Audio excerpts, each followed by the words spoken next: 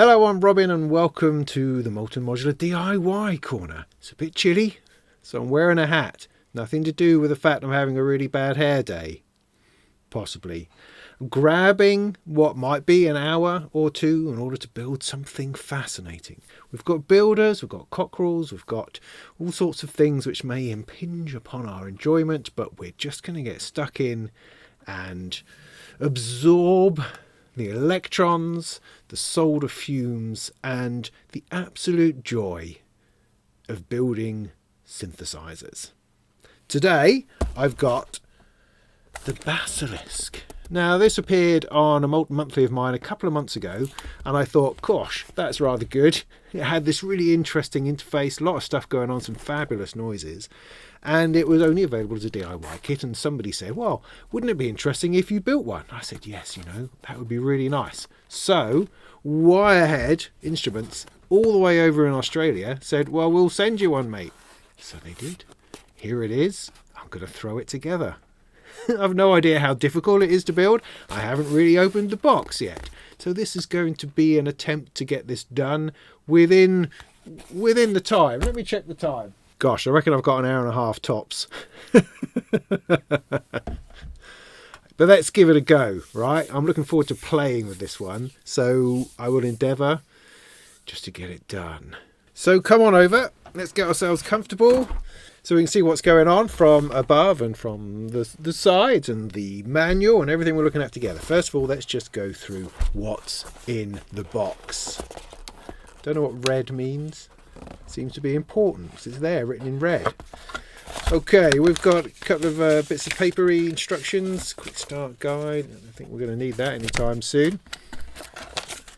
And this, which is a quick construction guide. Just stick it all together, I think it probably says. It says it's quite simple, some important things to know. Don't screw it up, it says. Test fit the front panel before soldering. Okay, I'm going to ignore that as well. I'm going to go with what's online to get the fullest effect of what it is they're talking about.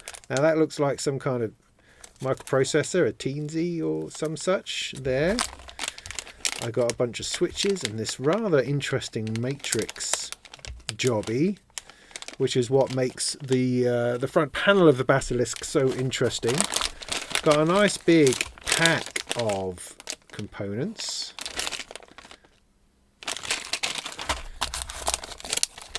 Oh, this is chunky. Something quite heavy and some knobs. So here, look at that. That's the front panel. That's pretty smart.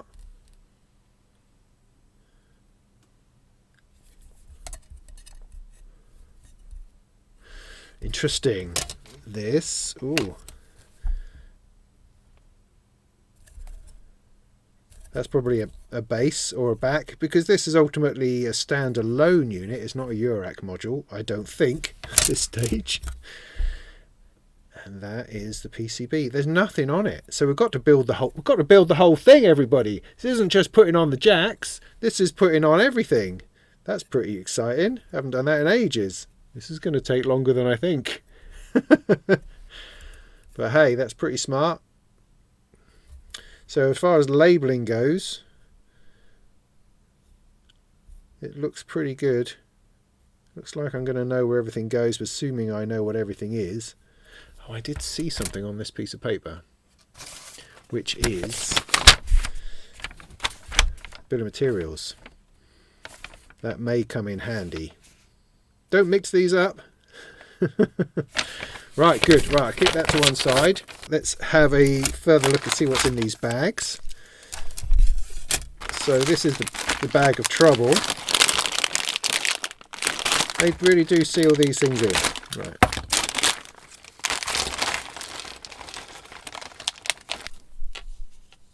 Okay. There's chip headers, holders thingies. There's chips themselves. I've got some knobs. Trying to separate everything out a little bit. I'm going to have some fun doing resistors. Ooh, maybe not. It looks like resistors might be written on. That would be amazing. Look at that. Look, they might have written on what they are. That's going to save me a bunch of time. Are we going to be able to identify everything? That is the question. Okay, more resistors, some diodes. Diodes I'm going to keep over here. Feet, not worry about those for the minute. More of those. These are capacitors, I think. More resistors.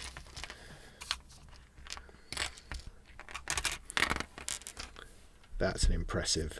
I like that. I like that. Look at that. Look at that. That's good. Capacitors. Knobs. Get that cable out of the way.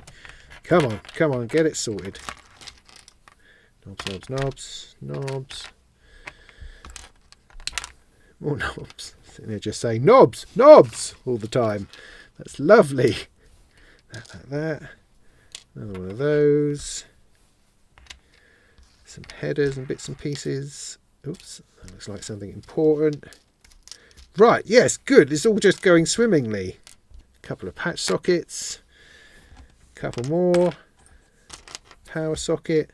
Great big nut of some kind. Good, good. Right, that's all looking fine.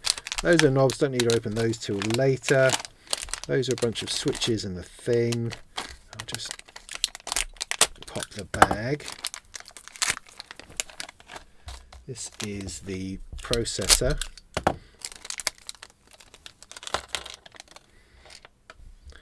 There you go, one of those fellas. Then in this bag, I've got this fabulous thing. That's amazing. Put that up there. Bunch of buttons. Good. Well, I think I've got a good collection of stuff. So let's have a look at this here manual. See what it is that we're going to have to be doing with ourselves. So they don't expect you to read the manual. But hey, read this bit. It says, Arduino pins. To enable the Arduino Nano to fit, the legs must be shorter than a standard Nano. The best way to do this is to insert the long ends of the pin header into the Nano, then trim the excess from the top side. So it's saying you should do that, I think. Do I want to trim it? Do I have to trim it? Set the long ends into the Nano. Hey, we'll see. We'll see how it goes. Polarized. Be careful about polarizing stuff, as in there are things which have to go the right way round. To ensure the interface component aligns with the holes, good practice is to place them firmly into PCB and then test fit the front panel before soldering. It's always good to put the front panel on before you solder, I find. It's definitely a thing. Clean stuff? Yeah, no one ever does that. Right, introduction. Sound synthesis. Tells us what it is. It's got a bit of an MS-20 style filter, analog, 2 oscillators, generative sequencer. Just going to let the helicopter go over. Okay, other bits and pieces. Bill of materials again. That's good, so I've got all that there as well. Step by step. So, let us begin. And we're going to begin with the Arduino Nano. So it looks like we're sticking the things through just as I thought, like so, and then solder it all together, and then trim the excess. Not sure about this trimming business, but let me turn my soldering iron on, put my wind on, get my safety specs. All these bits are all vital. Am I going to be able to fit my magnifiers over my hat? That's a question. Maybe. How's that? Alright? Not too bad? Not too shabby?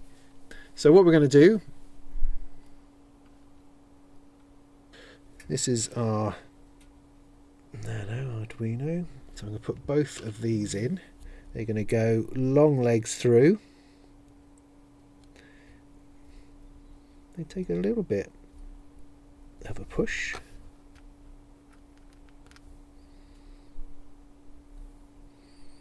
Which is no bad thing. So it's almost like the holes are just that slightly set further apart than it needs to be. So that's through that way round. I'm going to just solder this.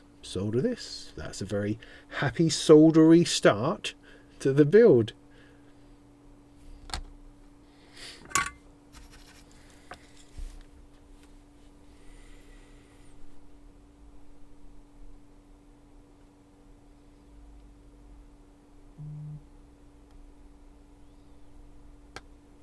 Just going to solder one leg and then the other leg on each side, just as a starting point. Make sure I'm doing that all right. Good. Right, just going to do the whole of that. So normally I get to talk about, soldering a little bit, soldering this resistor, do this and do that. But this is jumping straight into a serious bit of soldering, which is good. That's fine. But I just kind of want to get on with it, I suppose. So what I'm doing is I'm just presenting the soldering iron. I'm pushing it up against the pad. That's the round bit on the PCB and the leg. That should heat both bits. And then from the other side, I'm bringing the solder in, pushing it against it. You're getting solder all the way up the iron. Of course, that's completely normal and natural. Well, at least it is in my soldering world. There's probably other soldering worlds where that doesn't ever happen. But by the time you get to the end of one row, there's probably a lot of solder on your iron. So you jam it into your weird copper wire thing over there, and it gets all shiny on the end. Looks kind of nice. That's all good. So and then do the other row. Exactly the same idea. You might want to hold the Arduino in a clamp or something if you like. I'm finding that it's doing all right here. Solder is extraordinary stuff, in that even if you don't seem to get it on the pad and you just get it on the iron, then you sort of turn the heat down to the pad as you just adjust the angle on the soldering iron, and then it all runs down onto it, like it knows exactly what it is it's supposed to do. I find that completely extraordinary.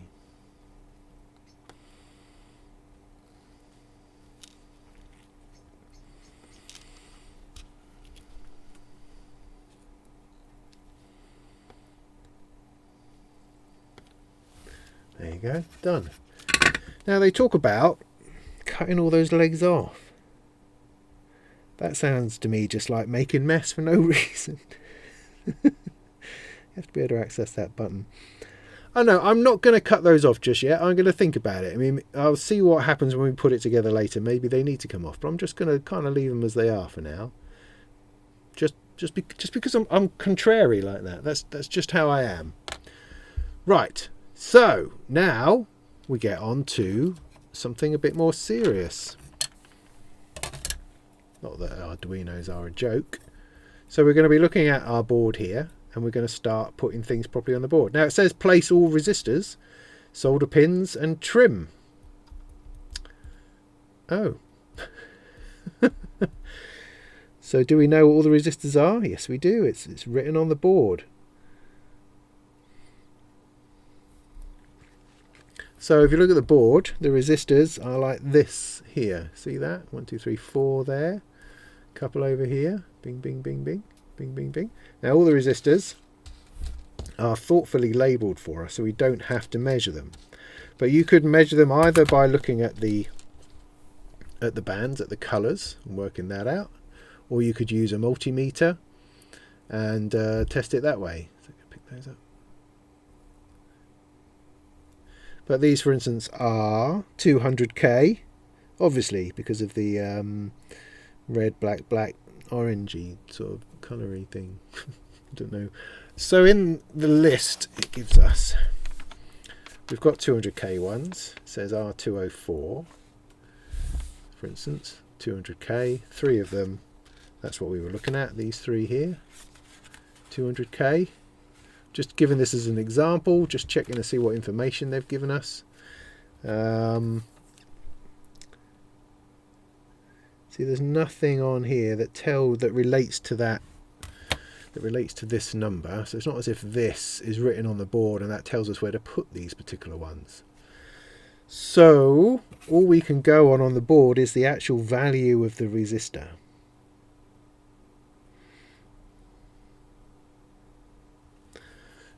That's okay. I mean, would I like something more than that? Is that all right? I think that's okay. I think that's okay. Because there's different ways of doing it. You can have a screen print which has the names of the component on rather than the value, and that can be helpful. But it's just it all varies. It all varies. As long as we have the right information, we'll be fine. If we go in a bit on this, does that help us? Not really. Just says place all those resistors. I mean, it's telling us where they are, which is really, really helpful. So we're under no illusions as to whereabouts on the board they are, because the manual, I'll show you that a bit closer. The manual is showing us that information, even though it's not giving us the value, because the value is screen printed on here. Got it? Do we think we got it? I think we've got it. I think we've got it. I think you should just do it at this point. Right. So there's one over here. That is a 200k. So this is our friend, the 200k. Let's see if we can do all of those first. So what I tend to do with these is I pull the edges off. Now, of course, we pull the end off. We don't know what they are anymore because we've lost the label, but we know that these are 200k. I'm going to push against them like that in order to bend them all. I'm then going to sort of rotate that a little bit and bend those ones down. And those should be ready for placing. That's the idea. So let's find the 200. This one here is a 200.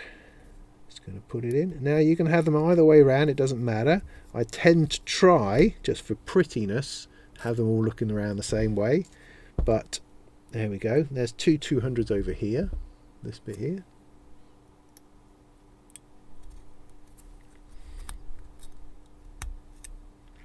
Just splay all the legs a little bit on the other side, so that they don't fall out, so they are sitting nice and flush like that. Seeing that? That's enough. That's all you really need to do. So that's all three of those 200s they're in. Now you could solder at this point, do each bit solder, or you could put them all in and solder. It's really up to you. I think I might try putting them all in, but I think you get the hang of it now. Do I have to do each one individually and tell you about it? No, I think you got the hang of it. So you can see on the instructions, I've done that one, done those two. There's 4 here, 4 over here, 3 here, 1 here, and 1 there. So put all the rest in, solder the lot, take the legs off, and I'll see you on the other end of that.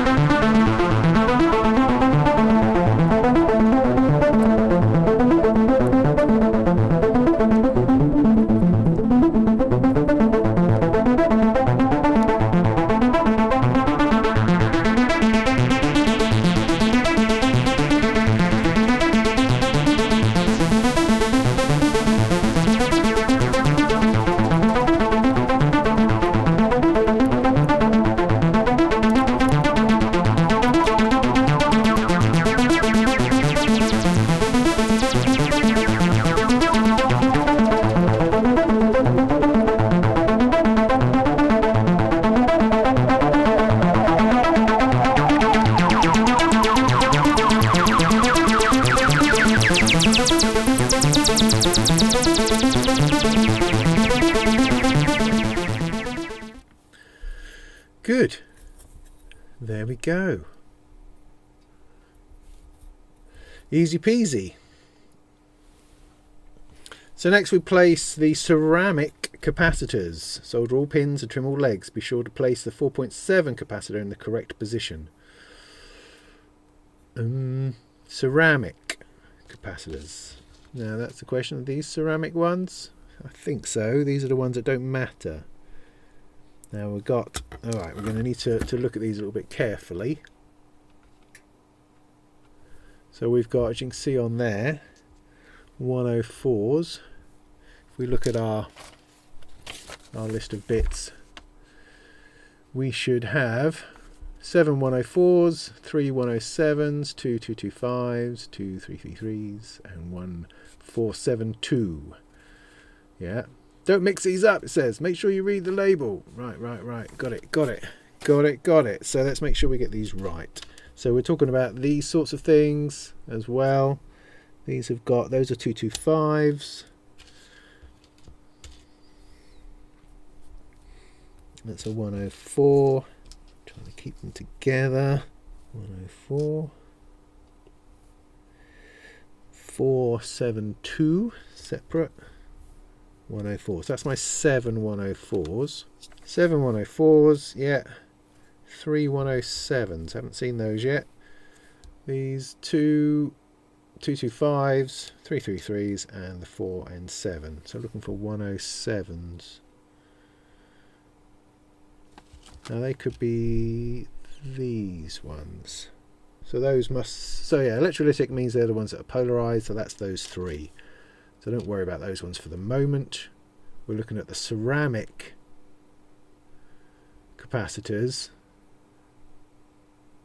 1, 2, 3, 4, 5, 6, 7, 8, which is these browny ones here. Those ones in a minute. Okay, got it? Good. So back here, got to see where we put them. So we see these similar to resistors on here. We've got 100, 100, 100, 100, 100. And then there's a 4.7 one down here. So the ones that are called 104, those are the 100 nanofarads. Right, gotcha.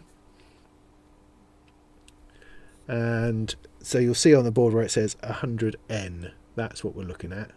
They don't go, it doesn't matter which way around they go, just got to go in those holes. So we put those in there. And the 4 one, the 472, this particular one goes down here. So let's put that one in first, so we know what we're doing. Put that one in there, and you've got the rest. So that's 1, 2, 3, 4, 5, 5, 6, one there, and 7 over here. So put them all in, solder them, take off the legs.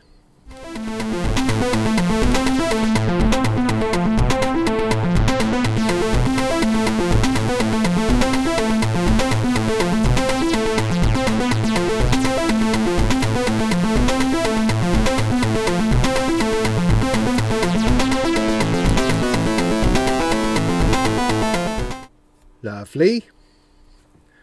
Place monolithic capacitors. Monolithic. I don't know if I've heard that term before, but I'm going to assume it's these ones. So, yeah, seem to be in blue. The value printed on the shell. Make sure they're in the right position. Again, it doesn't matter which way round they go. So I've got 333 on one, 225 on the other. So on the board here, I've got 222 and 33 down here. 22 there, 33 here. Yeah. So these are the 3s. This is really always really annoying, this tape stuff. I've never found a successful way of getting that off where it's not just a whole big mess. But what are you gonna do? What are you gonna do? What are you gonna do? Flipping sticky rubbish stuff. Urgh. Right, what was I saying? This is a 3. 3's going down here somewhere. So 33 nano down there. Poke it through the holes, even with the tape on. This is the same. Gosh darn it. Okay, another one's down here. Wiggle it in because of all the paper that's still stuck to it. Okay, those are in. These are the 2 2s. Now sometimes you can just sort of pull them out like that. See, that's good, that's good. Yeah, much better, much better. And these go over here next to these resistors.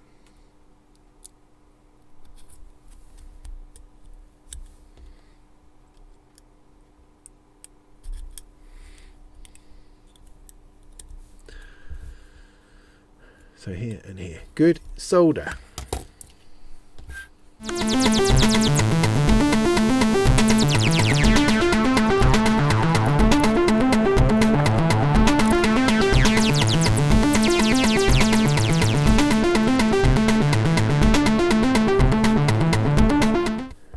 Good. What's next? Electrolytics. Polarize, make sure they go the right way round. Now, what you'll find on these little fellas is that they have a long leg and a short leg. The long leg is going to be positive, the short leg is going to be negative, and there's usually got a great big stripe on it that says this is the negative one. So long leg positive, short leg negative. Hopefully, on the board, it will tell us what's going on. So there's one here which is bent over sideways, which is rather exciting. One here. And one here, usually shown up by your circles, your smiley faces, or not quite so smiley faces, your grim-faced faces. Yeah. So it says what's positive. So the long leg goes into the positive hole, like that.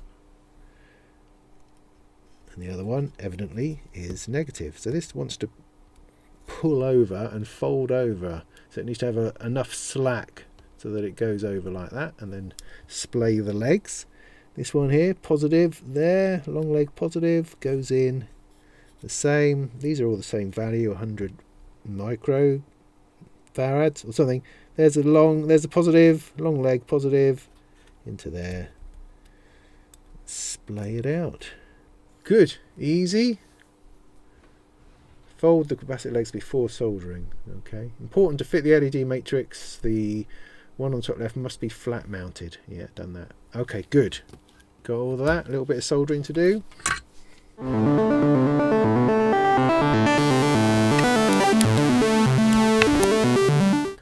Great, well that's looking mighty fine. Oh, that's fallen up. That should be good. Now, I have to say at this point that the instructions are very clear, very easy to follow. It's going very well, we're rocketing through. I've got no doubts in my mind about where things are supposed to go. It's been great. Place the resistor arrays, except for now I have no idea what that is. So let's see what we can find out. Resistor arrays? What's a resistor array? Note correct orientation. Is this a resistor array?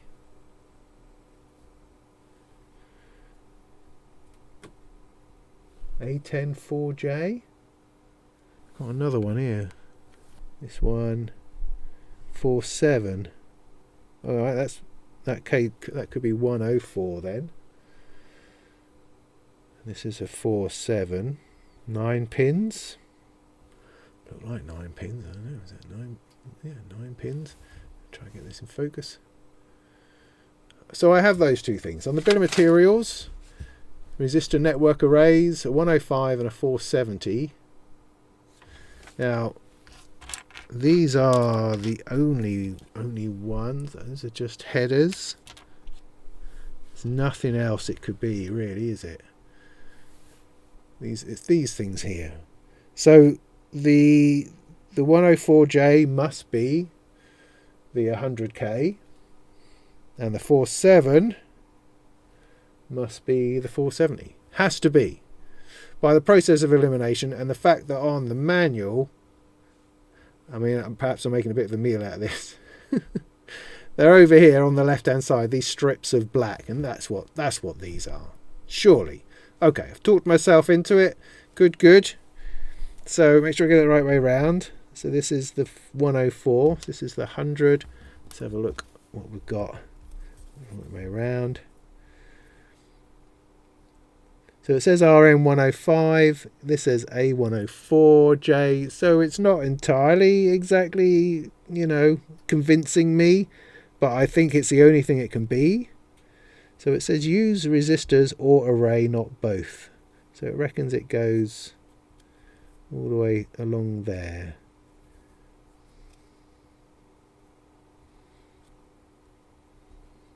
Nine pins. Does it go a particular way round? Polarized, yes. Right. But how do I know? All right, look, okay. Look, there's a tiny little dot. And there's a dot here. Now, it's the same. This was really good up to here. Really, really good. Now this I'm having to make a few kind of leaps. Simply because I've not come across this before. I really haven't come across this before. But this has got a dot on it. There's a dot there. They have to go together, don't they? So it has to be that way around. That's the only thing that makes sense. This one the same, so 470. There's a dot there. And a dot here. So I think it has to go that way around with a dot up that end.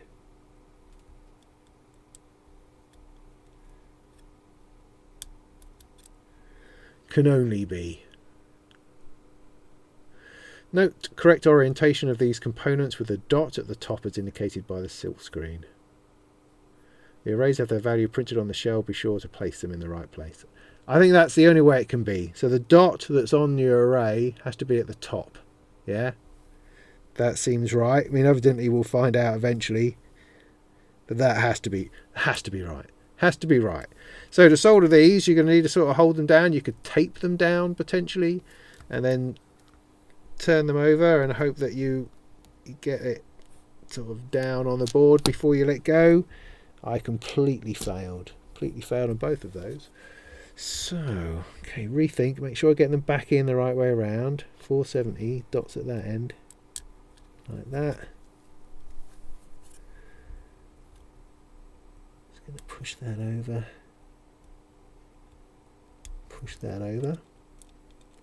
Okay, they're a little loose, but when I turn them over, hopefully place them down. Now there's lots of stuff sticking up that means that's not going to work. So what I need is like a piece of foam. Now I happen to have a bit here where this is stuck into. I think it's safe to take that out now. So I could use this underneath my two arrays, and that's going to push them up into the underside of the board so that they poke through. They're here. Can you see them poking through? So I'm going to go with that. That's going to be fine. Right. So it says place them. Doesn't say solder them. I'm just going to skip through. Yeah, I'm going to have to solder them. Even though it doesn't say, and it has done previously about soldering stuff in. See, this is it. Manuals are extraordinary beasts. They are amazing, the fact that people have put these together and they're very close to what they're doing, and it's a boring thing to do, writing a manual. Very, very boring. And so they often either skip bits or kind of forget or just assume that you know what you're doing, or don't like to treat you like an idiot. And there's a balance in there somewhere of getting it right. And so I don't think they're not trying to treat us like idiots, but also I find when building DIY kits is that constant reassurance is a good thing. Constant. You know, every single thing, solder it every single time, because there are occasions where you don't solder it, you know, and so there is always room for doubt, always room for ambiguity, which you don't really want when you're building a kit. Right, so I've got these two things here. I'm just going to solder the heck out of them because I know they're the right way around because I've already done it. I know that they're all sticking through. They don't need to be completely flat for any particular reason on this occasion. So I'm just going to steam through, solder the whole lot. Why did I get that first one all right? Then the rest going to be easy. I completely missed that one.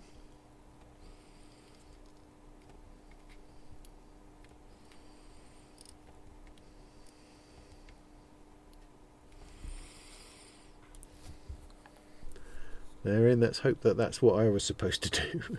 So diodes we're on to next. Diodes are Now these fellas here, these lovely little guys, they've got lines on that shows you which way round they need to go.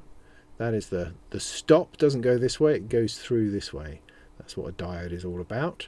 Got to do the orientation right. Where do these go? Kind of all over the place because there's an old great big bunch of them. They're all the same, I think. Most of them go to the left, one of them goes down. Let's just have a quick look on the board, see if we can spot where they're supposed to be. There's one, that's D1. The rest are in a sort of an array together here. Do you see? See the lines?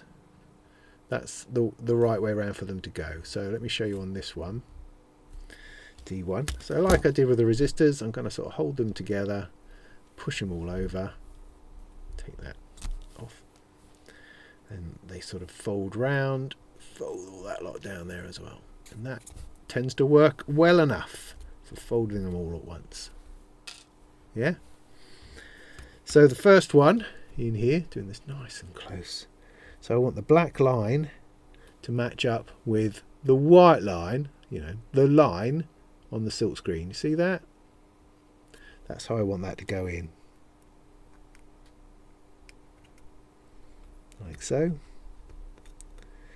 Pull it flat as best you can. And then the rest of them are down here. And they've all got the white line to the left, so the black line here needs to go to the left. Yeah? You feeling me? Like so. Black line to the left. The same way.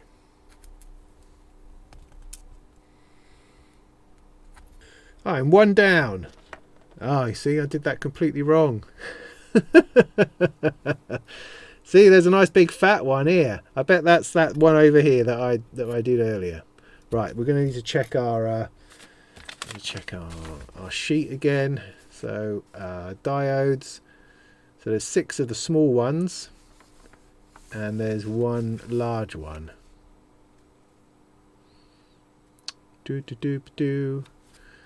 Right. So the larger black diode has a stripe facing down, is D1. Now there's nowhere to tell us that other than this single piece of text. So this is D1, need to use this one. So let's just rewind a little bit. These are alright, these are all good down here, the glass ones, but that D1 there, that's not right. So we need to pull that one out. And this goes over here with the others.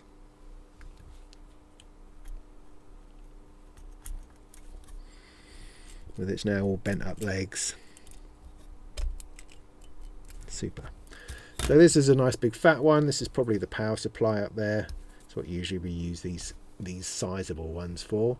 So with this one, you've got, this is the line. See the silver bit is the line? Yeah, so that is the line, and that's going to go where the line says here.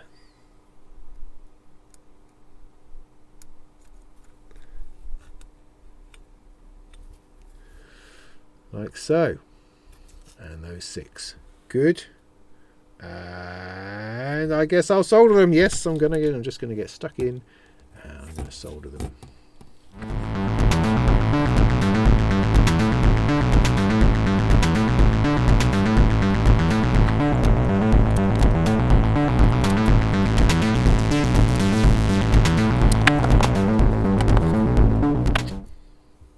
Good, those are all in. Soldered like some kind of professional. Possibly. Next, transistor and voltage regulator. These are also polarized. These are these two these things here, I think. These two things. One is one is the other. See if we can work that out. Okay. So we've got an LM336.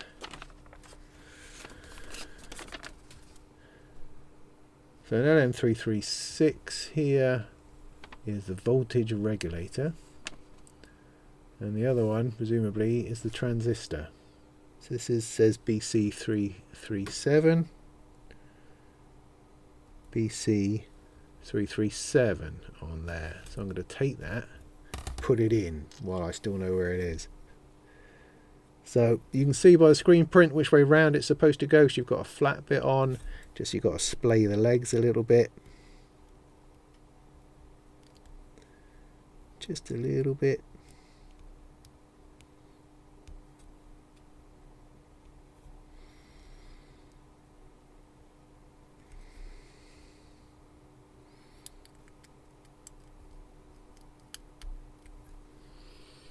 Like that. Give it a little wiggle. That should go in there nicely.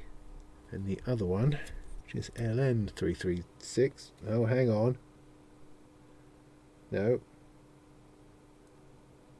Alright, now I might have got this completely wrong. That says BC337. This down here says LM336. I'm just going to check. Yeah, no, that says... Okay, let me make sure I got that right. That on there says BC337. And that next to it says BC337. Yeah? I think I misspoke. So I just want to make sure you got that right. Yeah? So then down here is the LM336. LM336. So again, it has to go the right way round. And you're going to want that back leg sticking out a little bit. Right, solder those in, and then we've got the IC sockets to do, which is always going to be a lot of fun.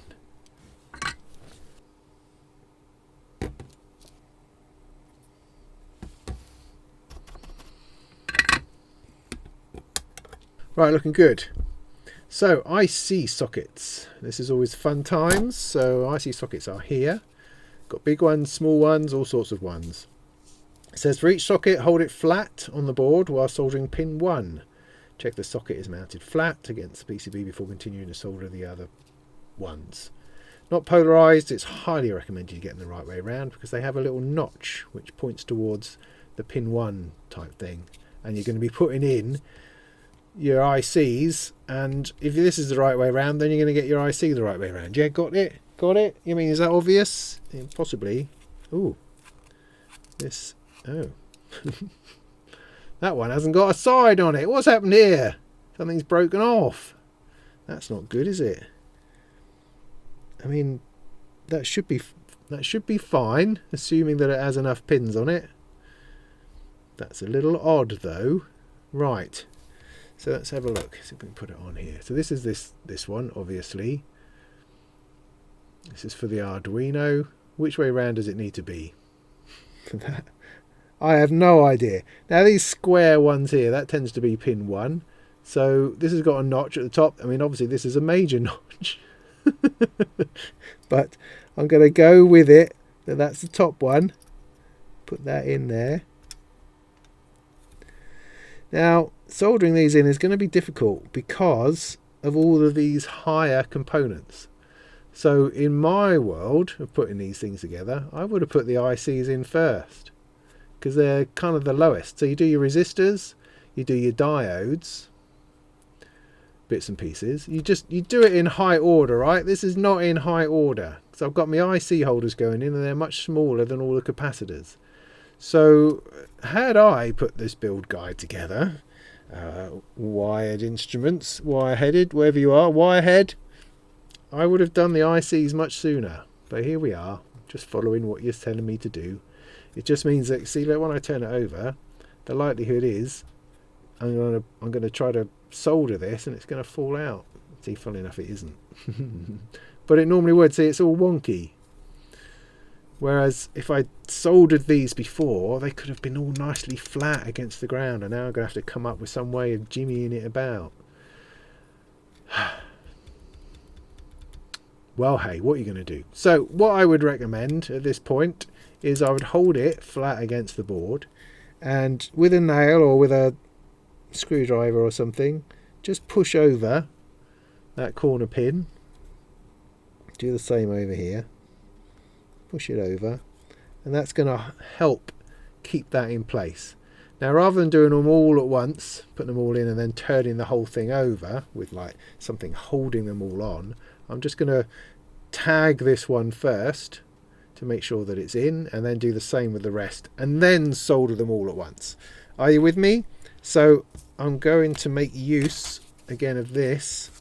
I'm going to put it down on that just to give it the best chance of going down, but then it's, you know, it's a bit wobbly, so that's not feeling great. So I'm going to take the rest of these out of here and use this at this end just to hold things up a little bit, trying to get this stable and good. But I'm not overjoyed at the decision to do it in this order, I have to say. I think there's an easier way. There's an easier way. Now, so I've got this going through. I've got it held down by a couple. So what I'm going to do is I'm going to hold on to one pin. I'm going to solder that. Now I'm going to keep the soldering iron there, and I'm just going to press down so it's the best possibility of being flat before I remove it. So now I'm going to have a look. Okay, that looks pretty good to me. Pretty good. Before I go away, because this is a big one, I think I might do this on all of them anyway, I'm going to do an opposite corner just to secure it. So again, I'm going to heat over here, make sure that's pressed down, add a bunch of solder, keep it pressed down before I take off the soldering iron, just to ensure that that's as flat as it can be. Yeah, good. Right, that's that one. Right, there's another long one over here. It's got the nick at the top, so that is here. So that goes in. Again, if I turn it over, it's just going to fall out because of the height of these other things. So I'm going to push it down, turn it over. It's going to push over that one there, that one there. That's going to give it a bit of purchase. I'm going to put my foam on it. See, all this palaver, right, could have been avoided. I'm not going to keep going on about it. Yeah, probably. So I'm going to hold it down. I'm going to heat up another leg. I'm going to jam some solder onto it. I'm going to keep it held. Take that off. Check that it's flat. Yeah, that's pretty good. Pretty good. Do the same for another corner. Give it some solder. Looking good, nice and flat. Right. So I've got 3 then over on this side. All of them have got these in the way. Oh, darn it, flipping heckin' stuff. So make sure they go the right way round. See the nick at the top. Goes with that. I'm going to do these one at a time.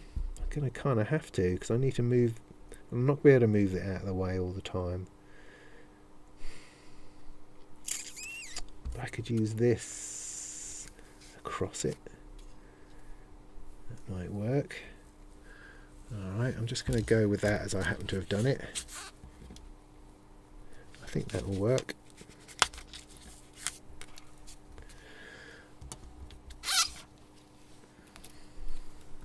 Just need something to push it up.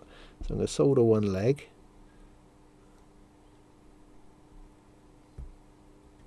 And again, I'm just going to keep it pushed until that's solidified. Check that that's flat and the right way round. Yep. Keep my foam on it. Do an opposite corner leg. So I did that one, so I'm going to do this one over here. Apply some pressure, apply some solder, keep the pressure on. Good. Right, next one. A bit sticking that way. See, the reason you're doing these corners is because if it's not flat, you've only got one pin to desolder or to heat up so that you can then move it and get it flat. If you just power in and do the whole lot and then it's not flat, that's going to potentially cause a problem. So last one in here, well not last one, there's one more after this, but last one of these three. That's looking good. Got these two flipping things in the way as well. Right, roll that over, do the best I can, do a good job, do a good job. Oh, so I'm going to hold that down, make sure that's poking through before I take that off. Yeah, that's all right. Opposite corner is here.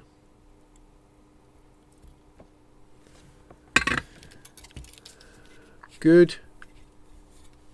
This one's a bit higher than the others. That's all right. Then this one is down over here somewhere, down here. Again, make sure it's the right way round. So we've got the nick there. Gonna go for this one here. I'm so confident I'm going to do the other corner, because I think that went in nice and flat. And there it is indeed. There it is indeed. Good, so that's all of our IC holders in. Well, placed, but not soldered. So let's do the soldering and I'll see you on the other side of that.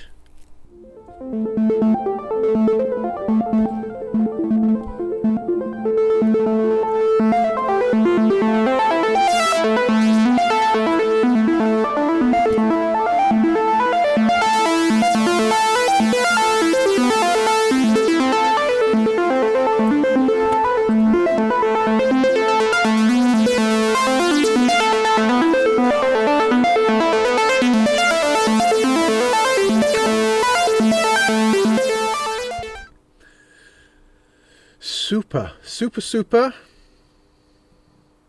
Okay, switches.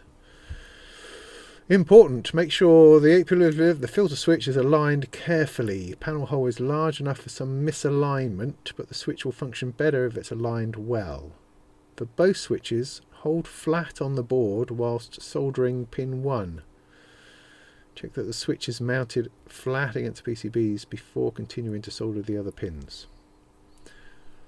Right. What are we looking at here? So, switches. I mean, we've got enormous switch.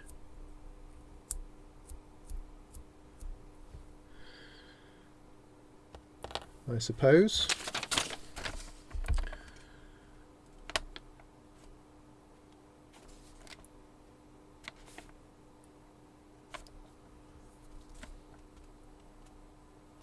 Got 9, so down here I've got 9 pots, 1 toggle switch, 1 mini switch, sockets.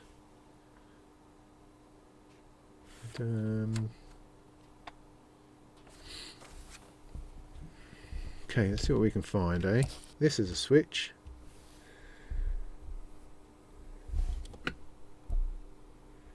Which seems to go on the side here.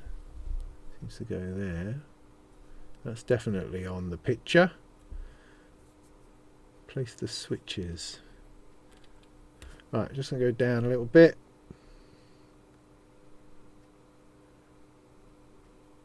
So place all 10 pots, audio jacks and power socket, and then place all the switches. Right, so what switches are we talking about? Wirehead. Place the switches. Must only be talking about this one and this little one here, because that's all I can see on the manual. I switch you into the manual. Got this one at the top here and this one here. That's all I can see on this diagram that it's talking about. But how do I know what that is? How do I know which one is to do with the filter? there's some proper information missing here.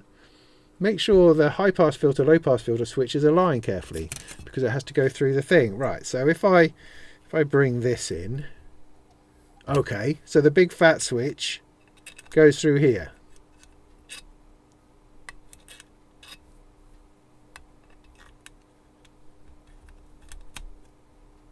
So it seems.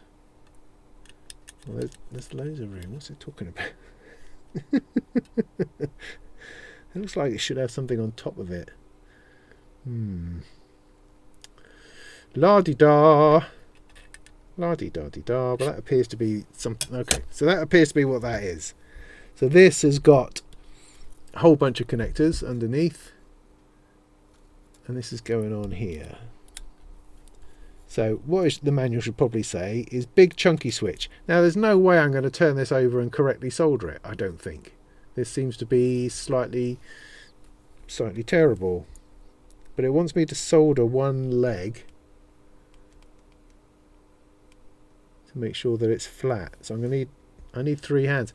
I need one of those helping hand type things, but I don't get on with those at all. So let me see if I can I hold that down? Is that going to be flat? You know what, I think that's fairly flat, pushing against the switch. The question is going to be whether I can get all of this to work at the same time. The important thing, I think, at this point, is just to get some solder on a leg. If I can do that, then that's half the battle. So I'm going to get a bunch of solder on that leg, like that. Then going to look at it, see how flat it is. Oh, just beautiful. Look at that. Look at how beautiful that is. Right, so what I'm going to do, stick my finger on it, heat up the leg that I just soldered, and I should be able to push it, with a bit of luck, push it flat. So it is flat. Take that away. And that is much better. Much better. That's how you do it, right? Right, this other switch has been quite happy sitting there all by itself. Let's put a pin in on that. Over here. Same idea. Put a load of solder on. Then check it. I'm just going to hold my finger on it like so, heat that up and just make sure that that's going. Hold your finger on it for too long and it will burn you. Okay, check that it's flat. Where was I? Check that it's flat before soldering the rest of the pins. So we'll just solder the rest of these on this little fella here, and the big fat switch is good. My time is almost up in this particular session. I may have to come back to it. That's all right. So great big lug, and the smaller pins. Okay, so this bit down here that I'm soldering, I've just got a bridge between the two. Try to resolve it just by there we go. Somehow managed to pull themselves apart. That's good. Don't have to get involved in any kind of solder sucking kind of situation. Solid now. That obviously does something really important. Right, I'm just gonna, where am I going to stop? I'll stop before the pots, I think. So the LED matrix, this fella here. Insert it into the 1x8 headers. Oh, right. Okay. That's these geezers here. Like that. And this one goes on this side.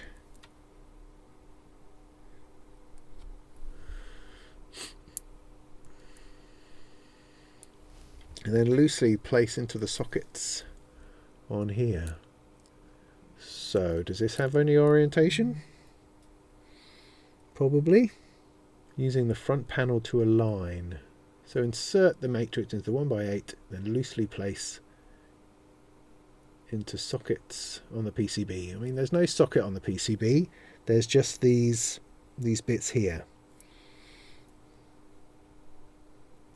Now, there seems to be like a pin 1 here and a pin 1 here. So it doesn't actually matter which way around it goes, because it will be the same regardless. It can't go upside down. It can't go backwards. So that just rocks itself into there with a bit of luck. That's all through. Okay. It says do not solder yet. Using the front panel, align the LED cutout.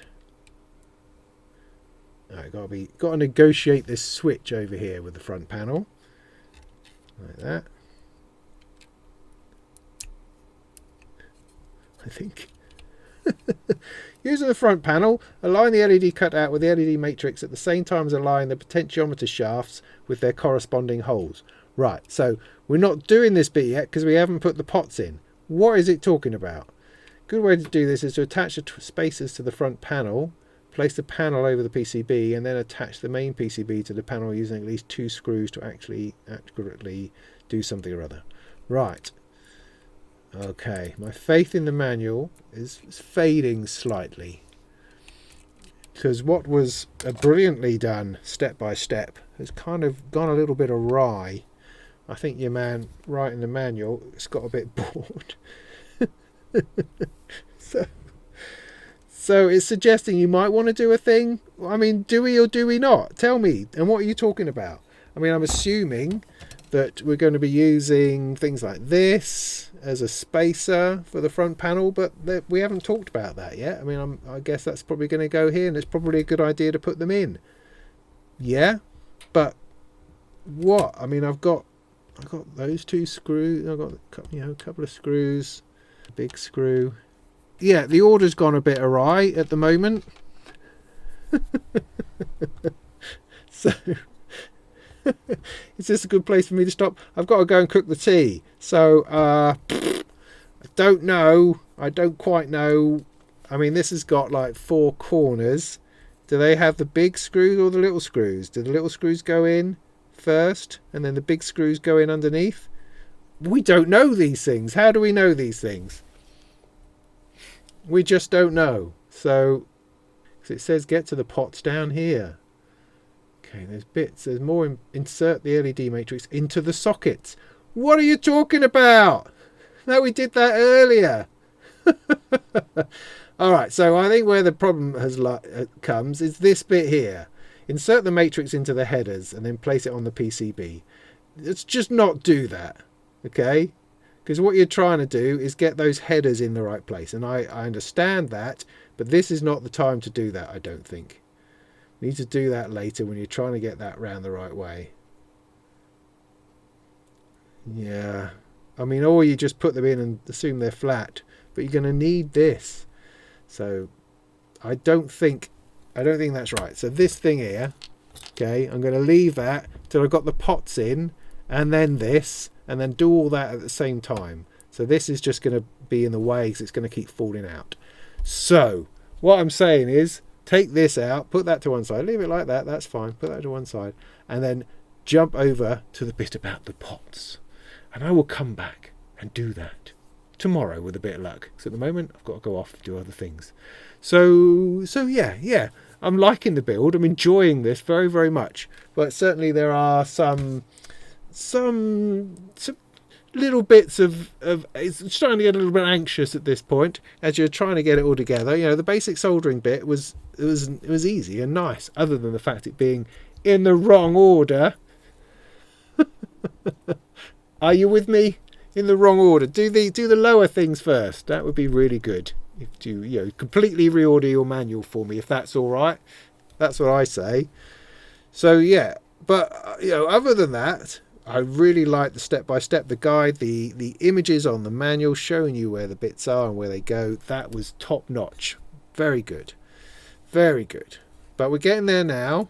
So now we're going to start doing the front panel stuff, and that's going to be trickier. And for that, we're going to need to mount this on. And for that, we're going to need to put these corners on. And for that, we're going to need to know which nuts do that. So that's my task. And when I come back, we're going to work that out. Then that's all going to be super. So I will get to that. See you later. Right, we're back. It's another day. Let's see if we can crack through with this Basilisk then. I've sorted my hair out. Hope that's okay. So where were we? So I was pontificating. I was moaning on about how do you place these front panel bits on, and how do you attach the front panel? How do you get everything to line up and to get all that to work correctly? And how the manual wasn't quite taking us exactly where I thought we needed to go, to some degree. Now, this is all around putting this bit in, this thing here, because this has to go in, and it has to be right, and it has to fit, and it has to be okay, and this bit has to go on properly because there's not much room for error. That has to go on there. In fact, I don't even know how you get that. I haven't even tried this yet. And the manual talked about doing it before you put anything else on, and I'm just slightly quizzical about that because I don't know how we get this on here.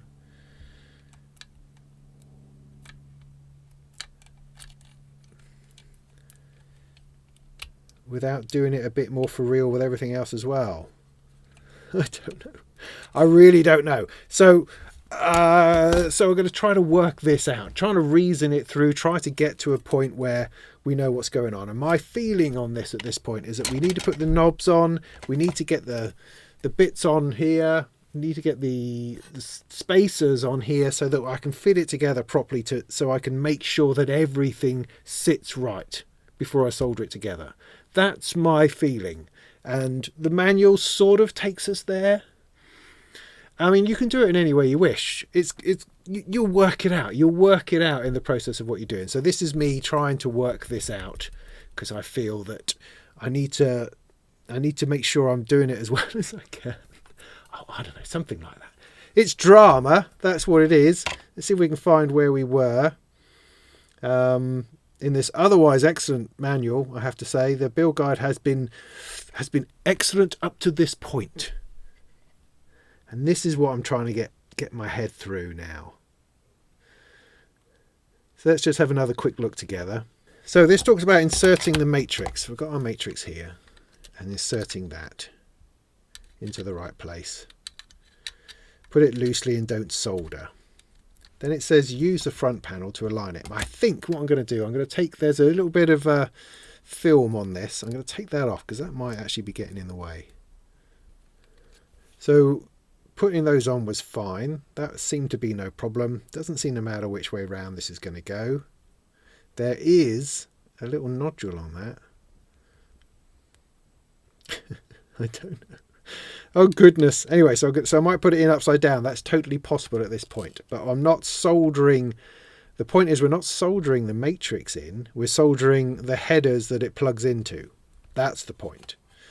Right. So from here, it says you use the front panel. Got to be careful of this switch over here to sort of line it up. I see. Without the film on. Now that I've taken a little bit of film off, that fits over there better. It's so snug. That's amazing. Amazingly snug. So it should fit snugly, it says. A good way to attach the spacers to the front panel. The 12mm spacers, which is these things here. And then screw it in. But my question was, I don't know whether it's the big screws or the small screws, and whether that matters or not at this point.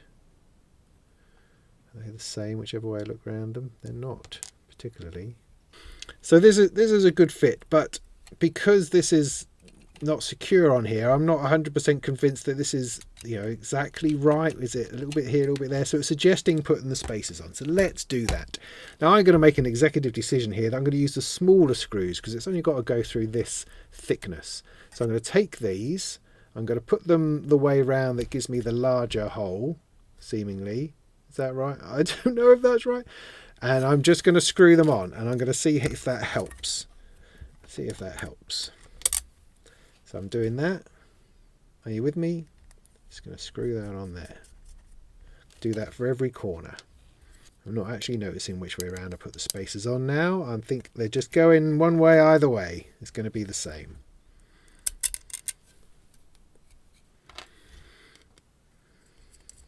Okay, so now if I place that over here.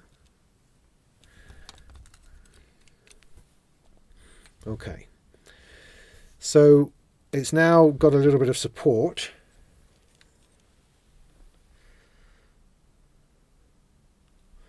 Just looking at this side here. But it could still be a bit forward and a bit back. So I'm going to want to, I believe, put the screws in on the underside also. Okay, it is urging us to do this. So let's follow this through, okay? So I'm going to use these screws to attempt to make sure everything is aligned correctly. I'm just finger tight. I'm just trying not to screw it up. That's my point at the moment. Sometimes you need to go a little bit further just to make sure things are going right. So I've done opposite corners. Okay, so that's now in its right place. So this should be right. Now that's now sticking out. Is that a problem? Yeah. Because it's now no longer poking through the holes, is it? Oh dear, oh dear. Okay, that's better. Right, so that should be flush. I believe that should be flush. It's a pretty thing. It's a very pretty thing.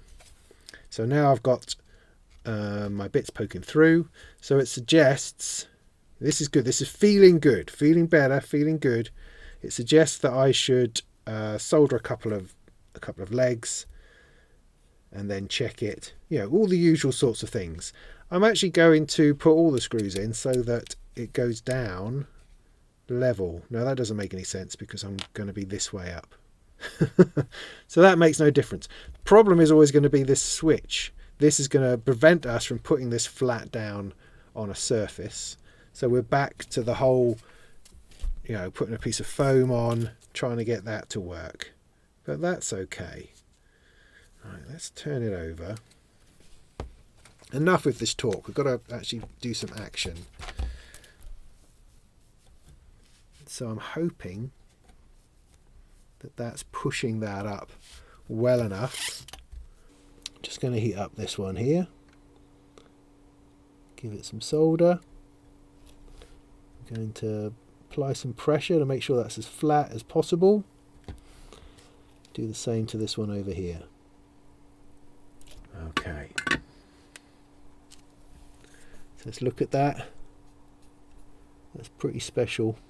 It's pretty bang on, I think. I think that looks great. Keeping the front panel LED in place, solder pins 1 and 8 on both sockets. Once in place, remove the front panel and the LED matrix and solder all the remaining pins. I wonder why they want you to remove it to solder all the rest. I don't know. Right, so let's do some more pins then. I'm going to do the far one. 1 and 8 it said.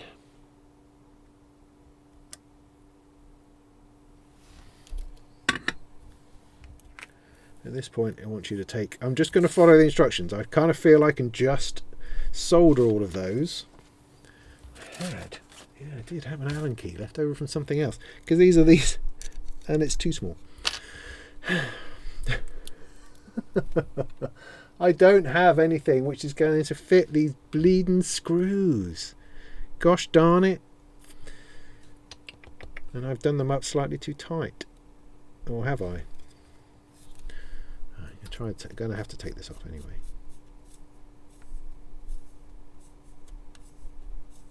Okay, that works. And this one works. That's cool. That's coming off. It's coming off. Now I'm actually quite pleased with myself that I am following the instructions to the letter, because I mean Wirehead do know best ultimately. You know, they know better than me because they've built more of these than me. So I'm trying to put my own kind of doubts and fears aside and trying to follow what they're saying. So they're saying, once in place, remove the front panel and the matrix. So they're saying we should remove this. Now, I mean, maybe there's an issue with applying heat, which will be transferred through these legs and could damage this. That's a good potential thing. So I've taken that out now, and these are secure because I've got 1 and 8 soldered. Now I've got to do is solder the rest. Yeah, easy peasy. Easy peasy.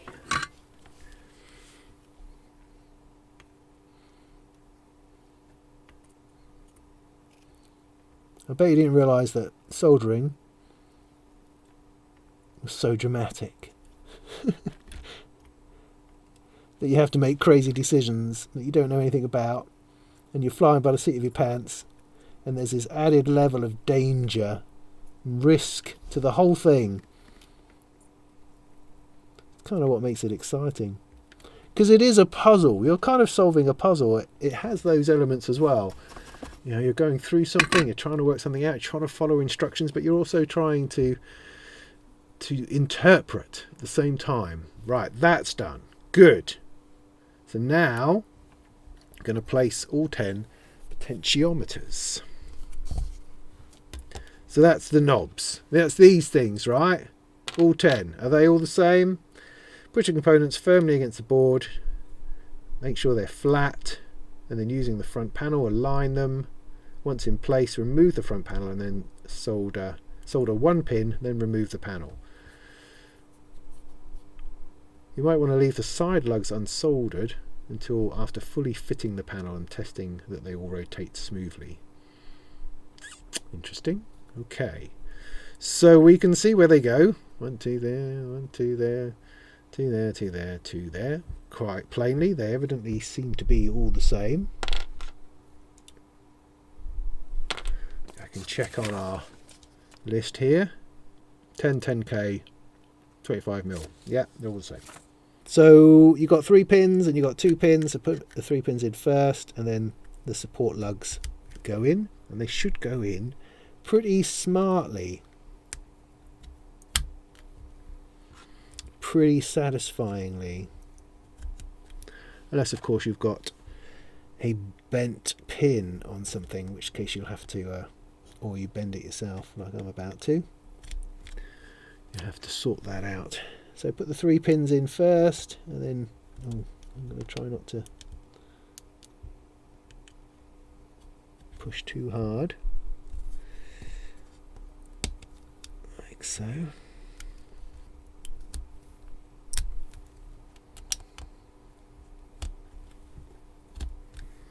Okay, good. So front panel again. Front panel goes on. Get that switch in. Right, now they're all having to go through holes. So, oh look, that went easy. Nice. So you're just checking that they're all flat. Again, I'm going to secure it with a couple of screws to make sure that it's not slightly off in any way. They all seem nice. Right, they're moving okay. So I think at that point, if you've got it sandwiched together, and these are all down. I mean, okay, do 1 pin and just check that there's nothing that's come out. That might not be a bad idea. That they're all the same height. Sounds like a good idea. Let's do that. So let's do 1 pin on all of them, and then just check that they're all right.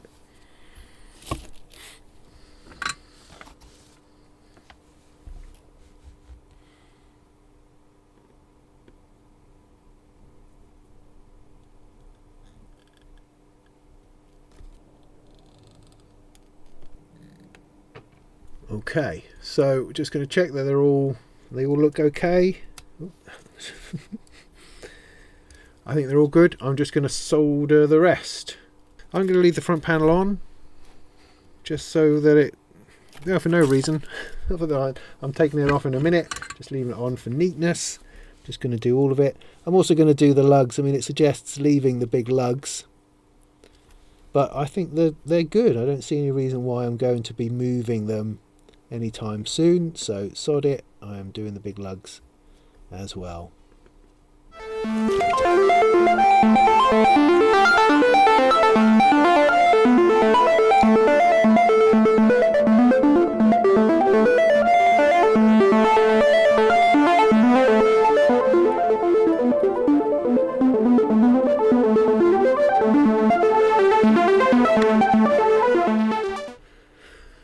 Yeah, that's looking all right. That is nice big hole there. Right, audio jacks and sockets. So let's take the front panel off once more. Okay, slipping it around the switch.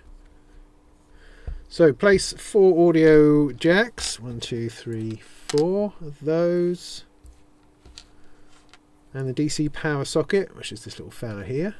Do not solder yet. Push firmly against the jacks, check it's flat, use the front panel, blah blah blah blah. We know the routine now. So this bit here, the power socket, has three bits on it which go in the 3 holes. That fits quite nicely, I like that.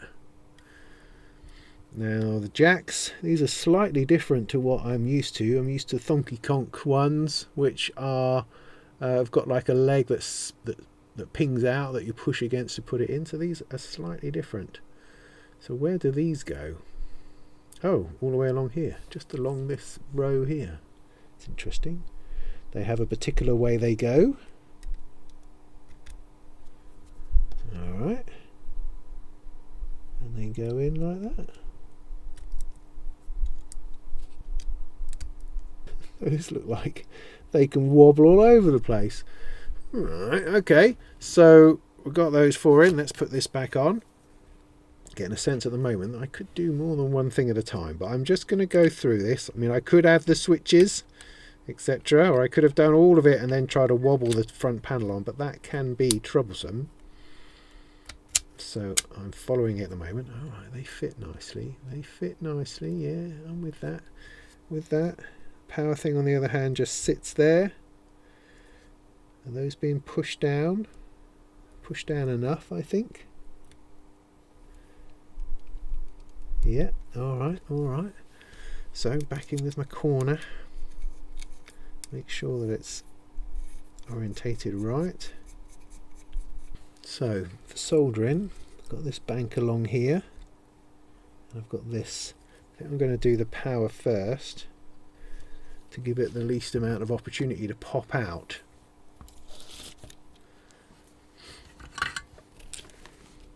So I'm just going to do 1 pin.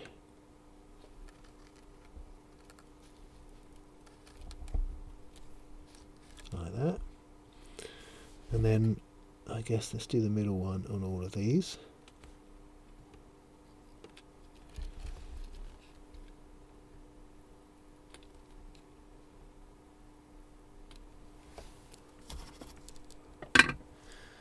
That's good. So that's nice and flat. Those all look pretty flat. Good at the top. So I'm just going to solder all the rest of these bits.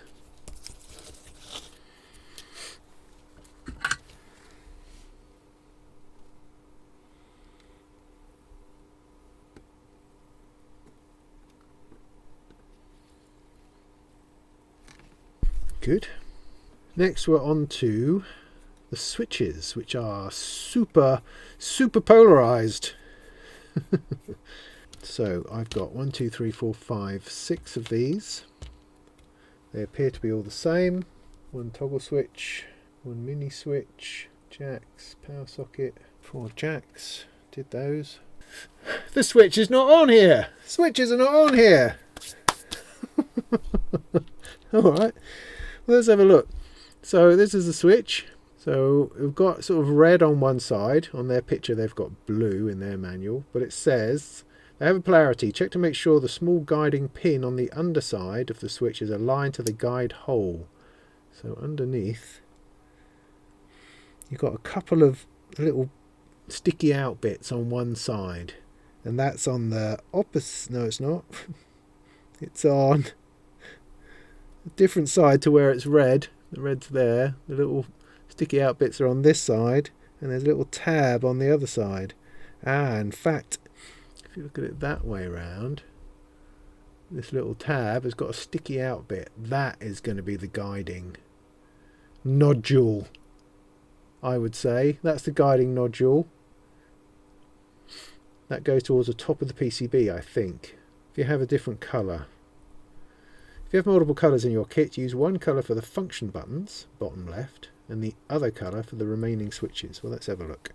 So I've got red, red, red, red, red, and I don't know, slightly different one. Looks like it's not red, it's some other colour, but it's not red. That's my point. So it's saying that the bottom left, which way up is this supposed to be? So this way around, Basilisk, yeah. So bottom left, function, this one here. That's record, LFO, algo scale start, function. So I think it's suggesting that this should be the different coloured one. And it talks about the LED stripe in just a second. So the slightly different one, which for me is this one, this looks like it's coloured either not at all or black. This should be the bottom one. Now I need to know where the nodule is, because the nodule needs to go towards the top into that hole. Are you with me? I think so. So the colour is going to be facing in.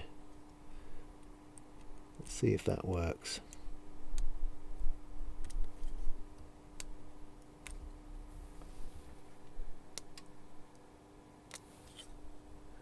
I think so. So when we go down to the next part of the manual, it says the colour stripe indicates the LED must be facing the inside of the synth. So with all these others, the red bit here needs to come in, which correlates to the nodule, and the nodule being on there. That's all good.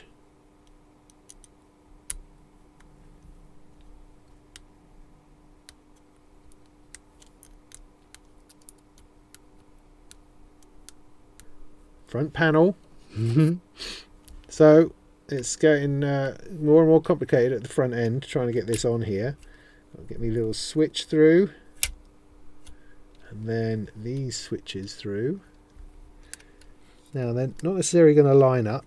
What I find is if you use a pair of tweezers or some such a sticky pokey thing, you can just give them a little wobble, and it will all go through. So again, I'm going to be making sure that this is at least finger tight. Also going to put one just on both sides of this. They all seem fine. They seem fine, mate. They seem fine. So using that, align all the caps, solder one pin. Once in place, remove the front panel and solder all the rest of the pins. They're obsessed with this removing the front panel before they do the rest of the soldering bit. Why not just solder it once you've just, you know. Alright, I'll do one pin. Come on, do what you're told. Do what you're told. I'll do one pin on each.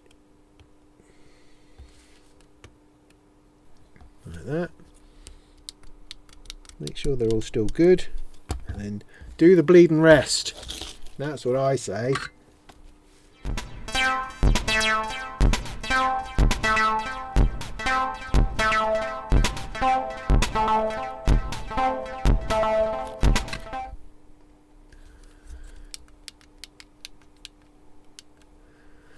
Good. Okay, now we put the matrix in. Alright, got to put the. Got to put. I thought for a moment there we could leave the front panel on. I thought, you know, I'm just going to put it through the hole. But no, we've still got to put the Arduino in yet. So we're going to need to take it apart again. Not quite there yet. Right. So matrix. So it says here that it is polarized, has to go the right way round. Let's get our Basilisk around the right way to start with. So it needs to go with this bit, this nodule. See the nodule? This has to be facing this. No, it doesn't. Yes, it does. No, it doesn't. Wait a minute. All right, the photo, I think, is of a slightly different. We've got this. We know this. But let's just have a look. The photo has like this row of resistors and some kind of transistor there, which I don't have on mine. I have a blankness. But looking at other things where the knobs are and where those switches are, it can only go that way around. So it's looked like the nodule is essentially facing into the synthesizer where the word Basilisk is. Yeah, that's my thought. So that's the way it's going to go in. So like that. So you've got the writing and the nodule there. I'm going to put it over the headers and then just ease that down beautifully like that. That's fine. And I'm making the assumption that the front panel is just going to fit beautifully over that without any bother whatsoever. Okay, so stick the nano in. Nano. So this is this fella here that I didn't clip all the tops off because I'm a pain in the arse like that. So where does this go? This goes into our big chunky thing over here. So the orientation is at the USB port, which is that bit. Sticks out. Makes sense. Does it matter which way up it goes? Of course it does. It goes so the big diamond's at the top and the reset button. See, that's the thing. Because I haven't cut these off, it looks like I could install it upside down, which I don't want to do. So cutting those off would prevent that eventuality. But I'm just going to go with it as it is.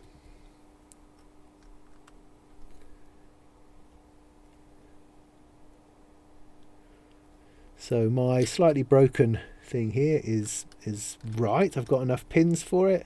Just going to sit that on there. Make sure that's okay. Then I'm going to gently, when he says gently,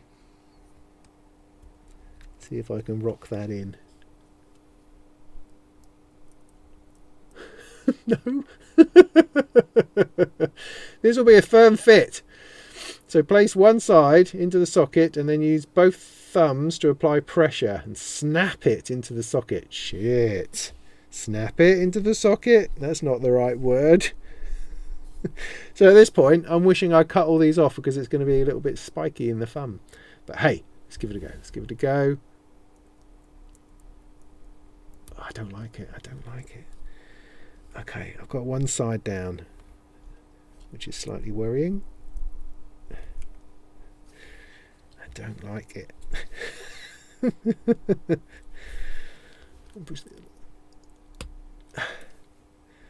Okay. It wasn't a very dramatic click, but it was there nonetheless. Now I think that's gone in. I don't think it can go down any further. I think that's gone in. Because it's not sort of gone inside the... I don't know if you can see there. So it's gone down to the edge of it. It hasn't gone sort of inside it snug. Do you see what I mean? And I wonder whether that's enough or whether I have to persist and push it down a little bit further. I don't know. I wonder. I mean, it feels very nicely. Doesn't feel like it's coming out anytime soon. I think it's good. Clean up. Right, okay. Clean flux. Beg your pardon. Clean flux from the board using isopropyl alcohol or similar cleaning fluid. I just honestly, when I've got to the end of a thing, the last thing I want to do is clean it. I can't be bothered, which makes me a bad person. But clean it by all means. But I think it looks pretty all right. I'm not that fussed with this as far as the cleanliness or niceness of it looks. Besides, there might yet be more soldering to do because I don't know whether it works yet. Okay, have we got to the bottom? Okay. So this says, let's get this nice and clear. Before applying any power, do not insert any other IC. Remember the ICs? They're here. We've got all these sockets which are currently empty. Do not insert any other ICs. Read on for testing step 1. Visually inspect all the solder joints. Ensure they are solid, have good connection. Right. Using a multimeter, ensure there are no shorts between these bits. Well, we can do that. We can absolutely do that. So, give myself some room. I have to turn this over, make sure I've got it the right way around. That's what I'm seeing. Well, I've lost my multimeter. That's a shame.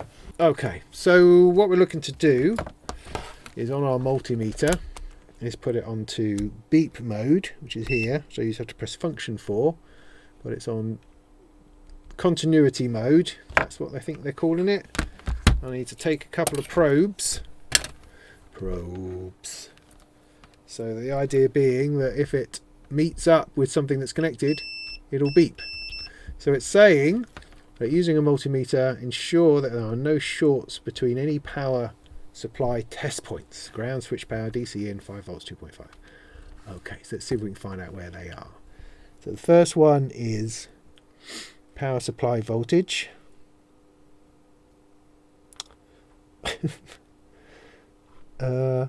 What?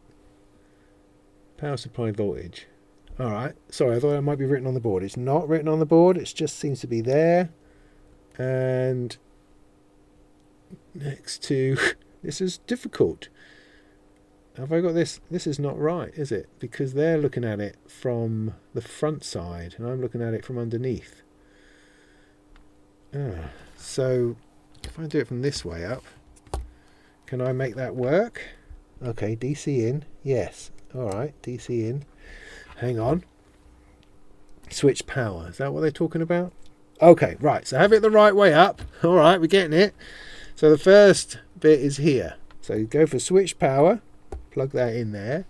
And you want to plug on this other test point here. It should not make a beep. It does not make a beep. Other bits are down here. Ground. These are all labelled. Plus 5 volts. And 2.5. Okay, so that's all good. So now I'm going to go to this point and test these ones down here. That's all good. Then I'm going to go to this point, go to there, there, go to this point, go to there. That should have them all covered. And I got no beeps. Alright, so far so good.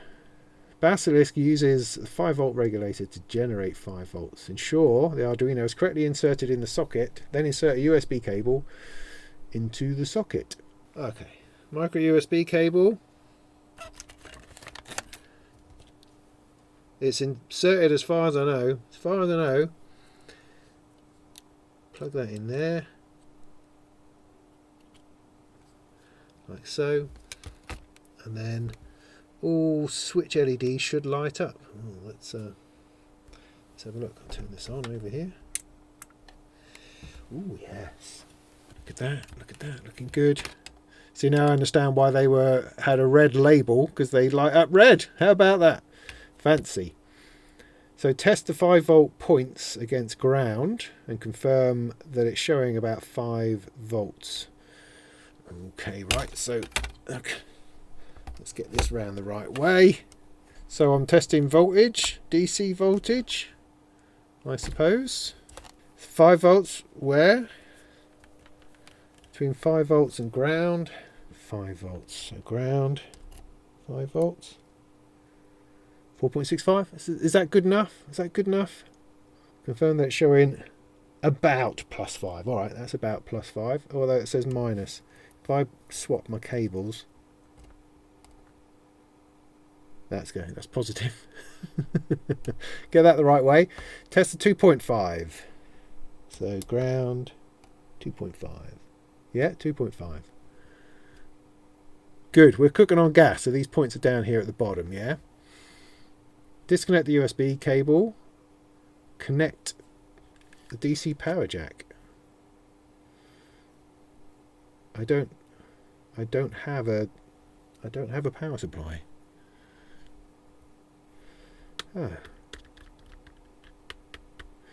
Doopy-doo, doopy-doopy-doo, doopy-doopy-doo. I don't have a power supply. Right, so let's disconnect the USB.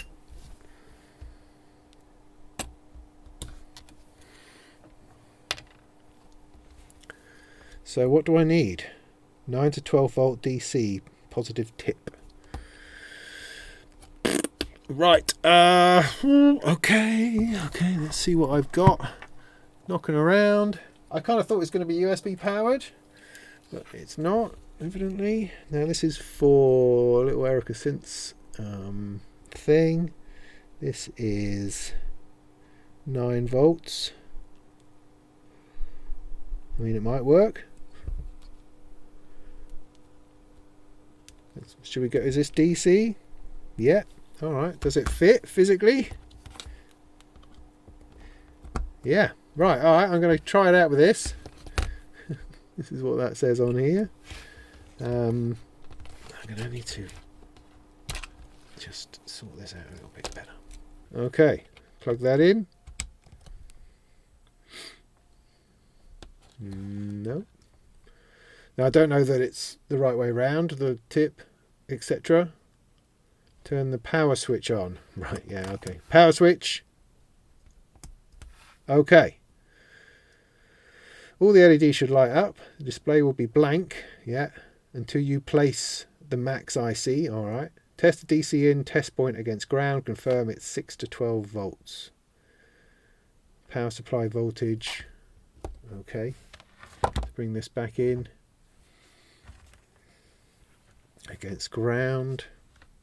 So ground, power supply thing is over here, I think. 9.23, 9.24-ish, 23. Right, good. Test the 5 volt point against ground as well. Okay, bring this back in. Ground, 5 volts. Nothing's sparking at me. That's 5 volts. 2.5. 2.5. This is all happy. This is all happy. Good to see. Now you can place all the other ICs. Okay. Insert the other ICs. Right. Get this out of the way. This is the ICs in here. They're all got a bit of tape on the end. So let's see what we have. The Max 722, this big long one. That can only fit in one space, it says. Right. CD74HC. 74HC 165 parallel serial out multiplexer. The Max Slew limited LED driver. Then we've got 2 digital pots, an op amp, and another parallel in serial out. Maybe there's what? How many do I have? 1, 2, 3, 4, 5. 2, 3, 4, 5, 6. Got an extra one on the bottom here. Extra one, probably not needed. Going to ignore that. This MPC 6004 op amp. MPC 6004 op amp. 4251. 4251 is the 10K. I don't know. And this is a 4251 something else. All right. We're going to have to establish what those little ones are exactly. Okay, right. Get a grip now. Get a grip. So it's saying insert the other ICs. Okay. So it's saying put it in this orientation. I think. No. Saying put it in this orientation. Okay, we're talking about these 3 here. The ones that are the same.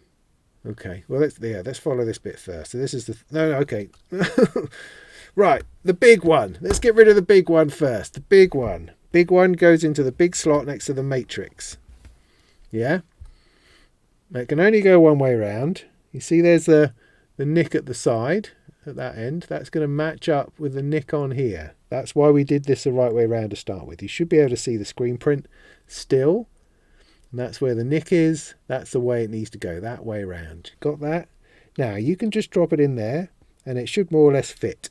However, the legs on these tend to be a little bit splayed. Now I've got a fabulous tool here, which, thank you, is this thing here. And it lets me squeeze the legs so that they fit directly into IC holders. Now if you don't have something like this, I'll show you what to do with one of the smaller ones. You have to sort of lean on the legs a little bit in order to straighten them up.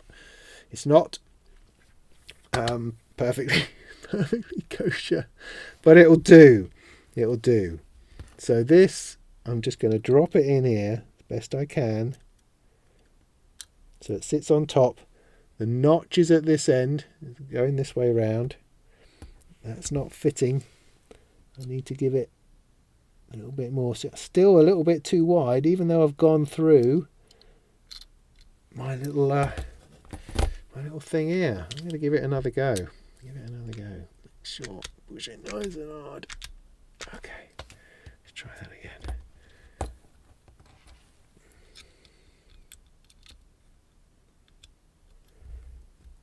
Alright, that's only just going. Right, so I'm just going to rock it a little bit in the hope that that's going to go in. That's going to be okay. Ah! It's spiky underneath. Yeah. Just want to check it all the way around to make sure none of those legs have got splayed or popped out. And it's the right way around. It's definitely the right way around. Nodules at this end. That's good. Now the CD7 4H has got 74H here. It's marked on the screen print. Yeah. And this one goes around this way around. And as you can see, there's no way that's going in there. That just misses entirely. So let me show you what I try to do. I mean, I wouldn't usually bother because I've got my nice tool, but hey, you're not necessarily going to have a tool. So the way I do this, hopefully this will work, is I put it on a flat thing, hopefully you can see, and I just sort of roll it flat so that I'm applying a little bit of pressure onto those legs without pushing down on these other legs on this other side. So I'm just going to rock it, and you can feel it give a little bit till it's a bit straighter. So those legs are now straighter. I'm going to turn that around and try to do the same thing without leaning on any of these other legs. So I'm not quite pushing on these legs. I'm just pushing on the body, leaning it over a little bit, and I'm hoping that that's worked. It's a bit tricky, but we like it. Make sure it's the right way around. You don't want to have to be taking these out, although of course you can. That's why we use IC holders, precisely so you can take them out if necessary. But this, you can see the screen print. There's the nodule. I'm going to just rest this on here. Here's the nodule that's corresponding with that. Make sure that's in the... oh dear. Come on. Make sure it's in the right bit. Make sure it's looking good. No legs are going to splay out as best I can.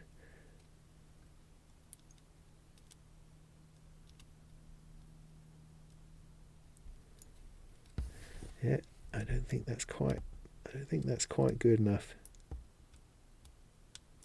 All right, I have to do a little bit more rocking. Trying to get these straight.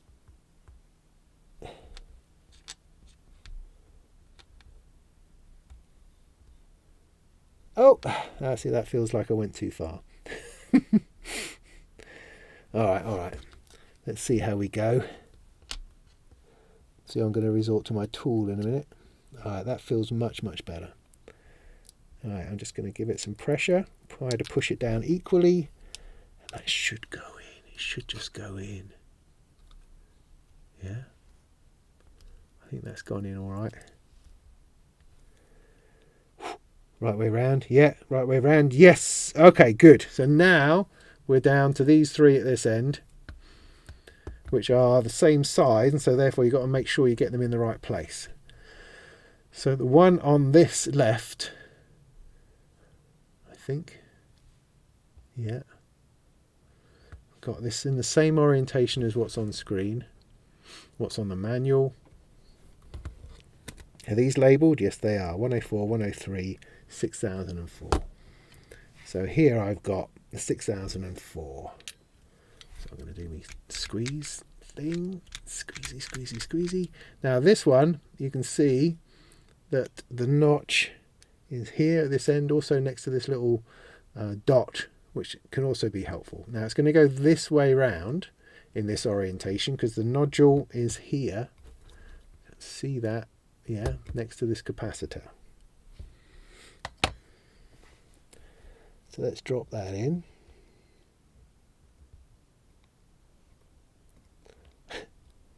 I don't feel like I've done ICs in a little while, and this is why it's not going smoothly. All right, nice push down. That felt good. Felt good. That seems to be in. Good. Next, it's the 103. Is the one that I want. That's 103. I think that's 104.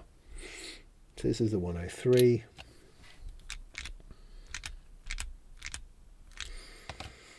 Again, they're all in the same orientation. There's the nodule, 103, 103. Just getting these out would be a bugger because there's no room to get a screwdriver underneath to lift it out. So make sure you get it right. Make sure you get it the right way round. Nodule, nodule on the screen print. It's the 103. It's the 103. Push it in.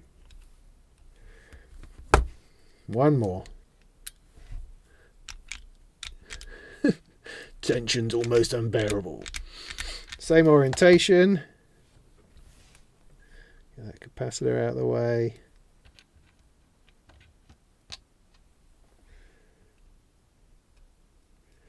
So nodule,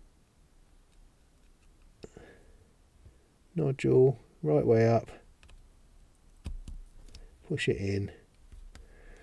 Oh, it's all good. It's all good. Goodness me. Put them in the wrong way round, it will blow up, it says. Now apply power, it says. And watch what happens. Dun, dun, dun, dun, dun, dun, dun, dun. Way! Look, we're getting something on the screen. Fantastic. Look at that. So the display should show the firmware version, then the Wirehead logo. Didn't see the firmware thing. Make sure seek length is fully clockwise. Seek length. Seek length. I don't know what that is. Who knows what that? Does anybody know what that is? So, all right, let's have a look on our thing here. Seek length. Seek length. This one over here, seek length. It's got to be what? Fully clockwise. Yeah, okay. Right, so we're about to get to proper testing. So this is cool. So I'm just going to turn it off and on again. See if I can see what the firmware version is. I don't know. Did you see that? I'm going to have to slow it down or something. 1.00, I think. Quite possibly.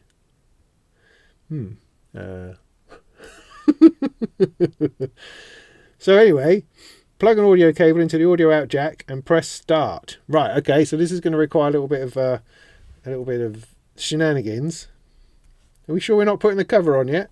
Right, okay, so, and audio out is of course the last one on the right, this one. Doopy-doo, doopy-doopy-doo. Press start. Press start. What is start? Start, top one here.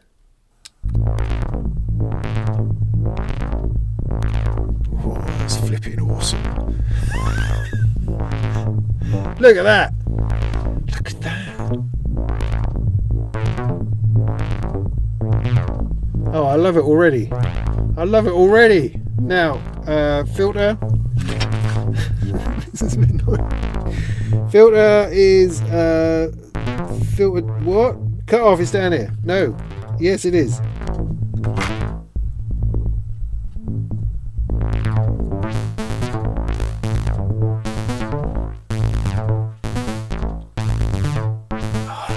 display.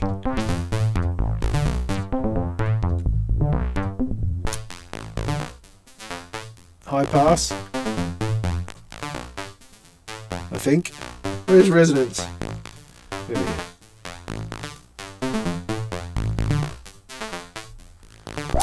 High pass.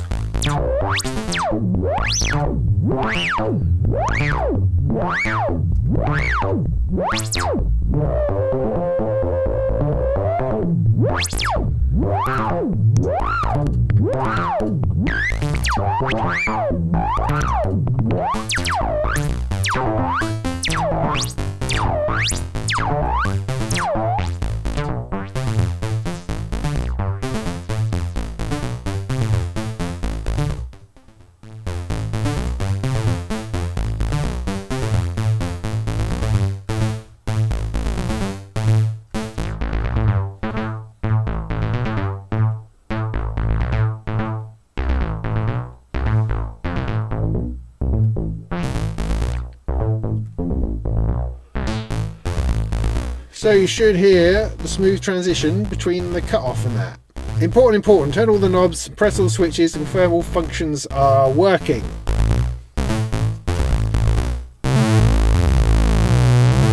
Gate length. Look at the display, look at that, look at that. That's just brilliant. What a great idea. This is envelope shape. How much filter envelope? Detune.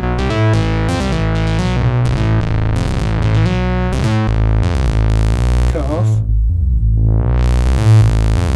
LFO depth. Filter drive. Resonance.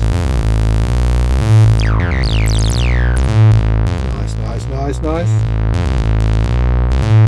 Density, or sorry, mutation. Then we've got these buttons. So we have the start and stop. Doesn't seem to change state. Scale seems to do something. Algo. LFO. Record. Function. Oh, I'll probably hold that and can move something else like glide.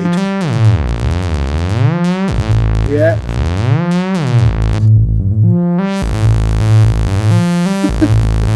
Are these LEDs supposed to be on all the time?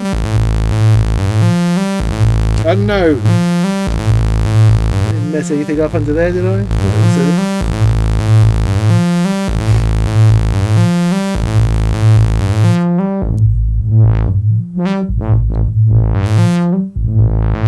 Oh, this is brilliant. Look at that.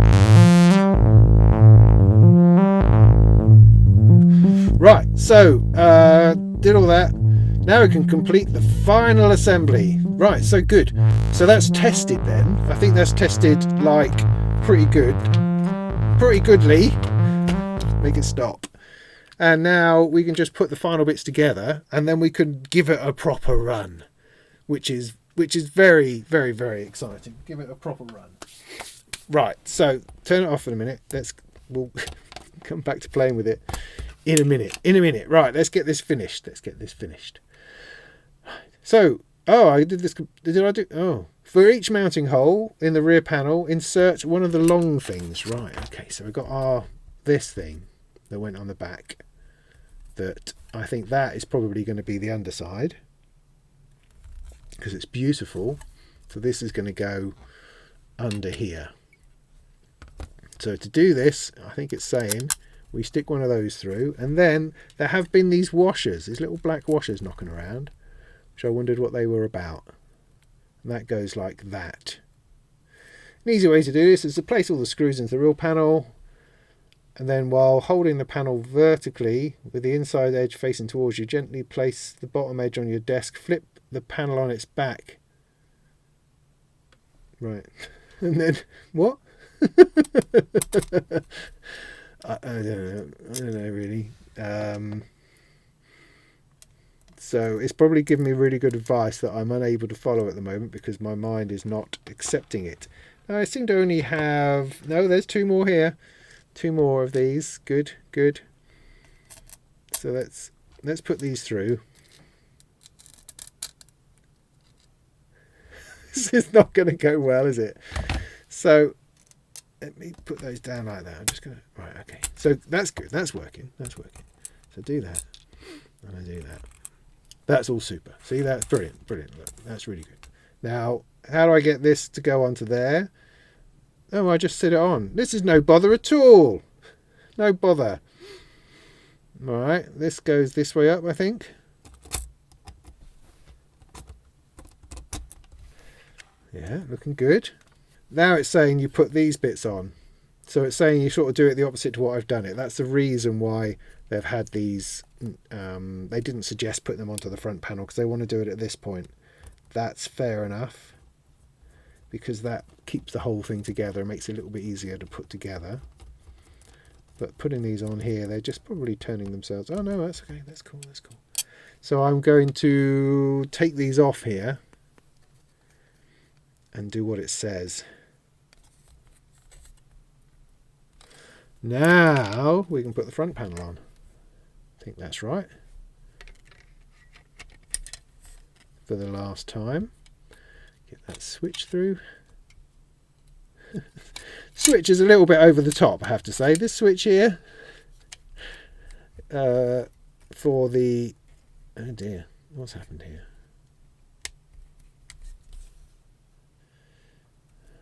Okay. Alright, yeah. Okay. Shuffle, shuffle. Needs a little bit of adjustment. It's not quite there yet. What have I done wrong here? There we go. Got caught out. Got caught out. Is this? This is too high. That's why you take all those pins off, you dipstick. You see, there's me being clever or lazy. One or the other. But you've got to take all those off. So, heck, I'm just going to have to do it. Otherwise, the front panel is not going to sit down. So let's be careful. Let's not try to get myself in the eye. I'm going to put these specs back on. So yeah, you should have done this in the first place. I'll try to remember to put a note to make sure that you do it.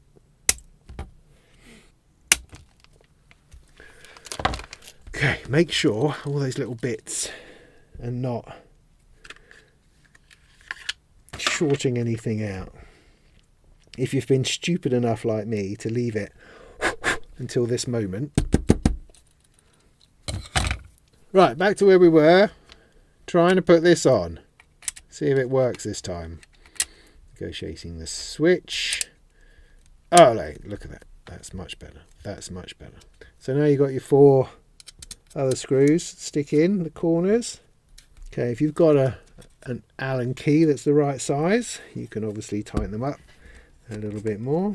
I don't have one to hand. I do have one somewhere, I'm sure, but I'm happy with finger tight, to be honest. Place the front panel on. Yeah, did that. Careful to ensure the pots and stuff come through. Yeah, did that. Did that. Fit through the bits. Yeah. Once the front panel is in place, put the hex screws in the front panel and screw in. Yeah. Place the silicone feet. Silicone feet. Silicone feet. So these have got to be tall enough to negotiate those. What's it? Those screws. So I'm not going to cover that thing. I'm just going to put it to... Where am I? I'm just going to put it to one side. I am all fingers and thumbs. Alright, feet on. Makes it nice and steady on there. Nice. Place the trimmer toppers. Oh! Wow, we've got some extra bits. Yeah, we're not there yet. Not there yet. Good, good.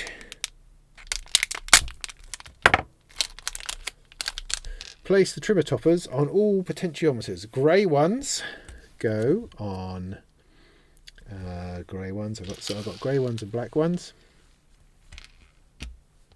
So grey ones go on mutation. Mutation. Now you're going to have to make sure that they go on with the right sort of orientation. So you want to get it to, because it could go on any old way you like. So I've moved it all the way around to the left. I know that's pointing there. You've got a little bit on the trimmer that tells you where it's pointing at. So I'm going to try to match that up as best I can. And push it down. Nice. Grey. Sequence length. Sequence length, this one. So I'm going to bring this all the way around to the left as well. Have this the right way up, for heaven's sake. Push that down. And then put it on. Filter drive. Grey one. Filter drive over here. All the way around to the left. Getting the drill now, yeah. Filter res. And presumably all the black ones go on the other ones. I mean, you know, they don't actually say, but let's assume so. So I'll put everything over to the left. And this is probably an opportunity to put a whacking great big knob on the cutoff just for fun. Because that's probably what you're going to be playing with the most. Cool. Yeah, looks all right, that. Looks all right. Looks all right. LED matrix is covered with a protection. Oh, I took that off already. You can leave it on, it says, if you like. Troubleshooting, well, we don't think we have any. We think we're just going to go with it. Firmware we might want to think about. No sound. No, we had it all working, so that was all good. Not have to worry about this bit. Modifications. Oh, not going to worry about that for the moment. But there's what? Oh, wow. Aggressive clipping you can do. All right. Specifications. Sequence architecture. Da-di-da-di-da. Tech specs.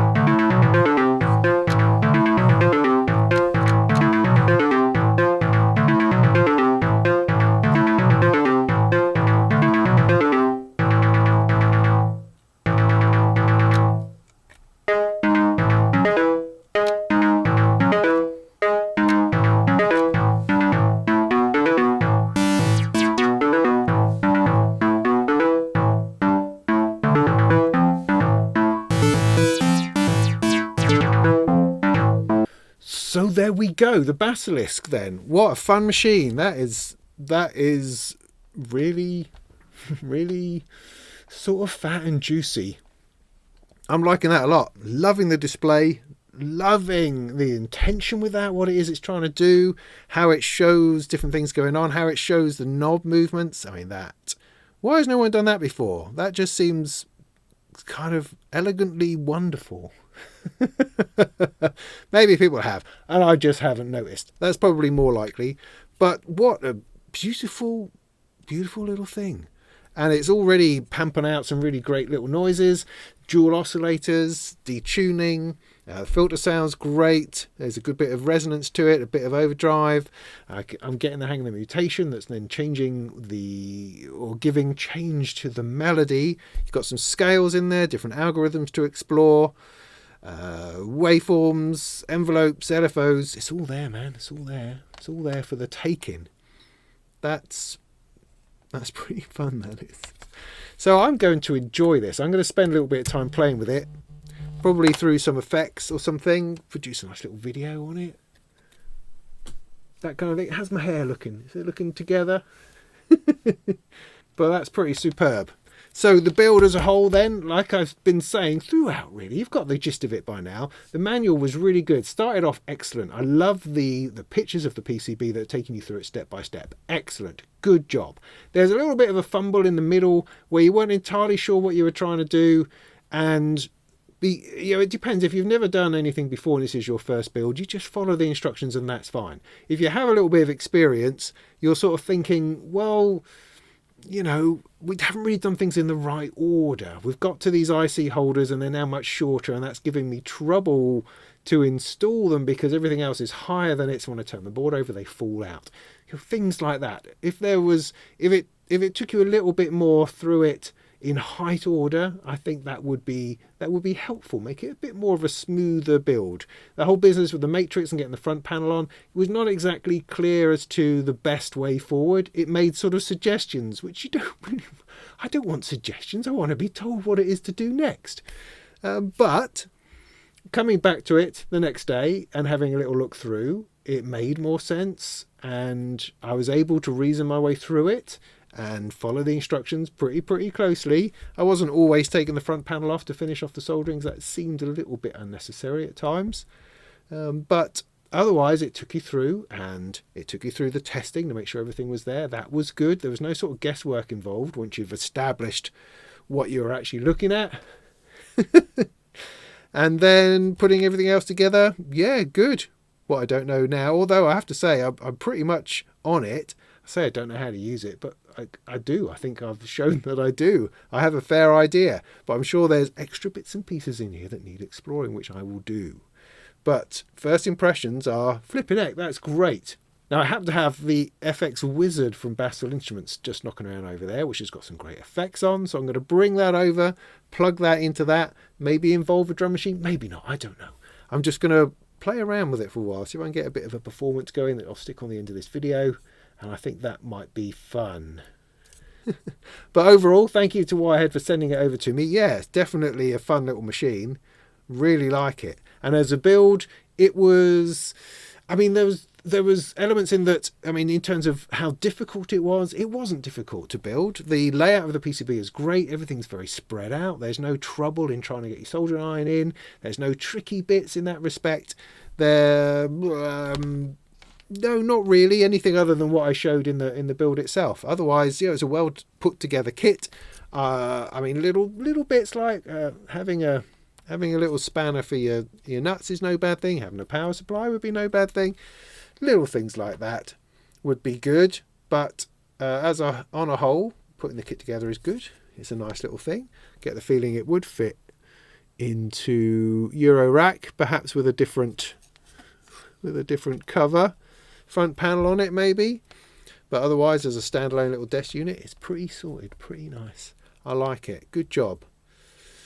So yeah, that'll do, I think. I hope that's been helpful. It's probably been a bit long because I haven't done a good proper component build for a while, so it's taken me a bit longer perhaps than normal, but that's all right. I don't mind spending time with you if you don't mind spending time with me. If you find this stuff useful, would like me to carry on making these sorts of videos, then do please go and check out Patreon. And you can give me a couple of quid. That's really helpful, just to support the channel, support what I do. Because other than people sending me gear, which is great to build and things like that, nobody pays me to do this stuff. So no money's changed hands. We haven't entered into any kind of agreement. They send it to me and they risk my wrath and my criticism, and this is what we have, and this is what I try to do. Try to be as authentic as possible with whatever it is that people send in. So there you go, the Wirehead Basilisk. What a fab little thing. In the meantime, go and make some tunes.